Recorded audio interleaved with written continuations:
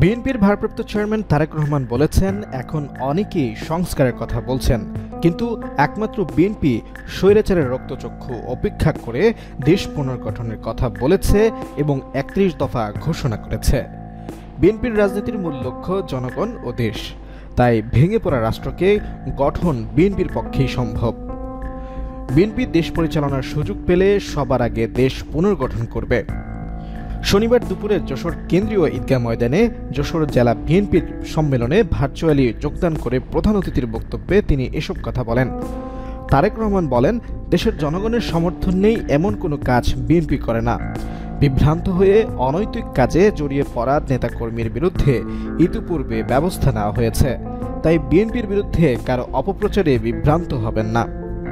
দেশের মানুষের প্রত্যাশা অনুযায়ী দেশ পুনর্গঠনে দ্রুততম সময়ে স্বচ্ছ নির্বাচন দেওয়া জরুরি। তিনি বলেন, যে স্বৈরাচারের বিরুদ্ধে আমরা বিগত ১৭টি বছর আন্দোলন করেছি, সেই স্বৈরাচার আজ পলাতক। তারা বিভিন্নভাবে মাথাচাড়া দেওয়ার চেষ্টা করছে। ষড়যন্ত্রকারীরা কিন্তু বসে নেই। বিভিন্ন দাবি দেওয়ার উসিলায় বিভিন্ন রকম ষড়যন্ত্রের মাধ্যমে তারা তাদের ষড়যন্ত্র অব্যাহত রেখেছে। তাদের এই লক্ষ্য আমরা হাসিল করতে দিতে পারি না।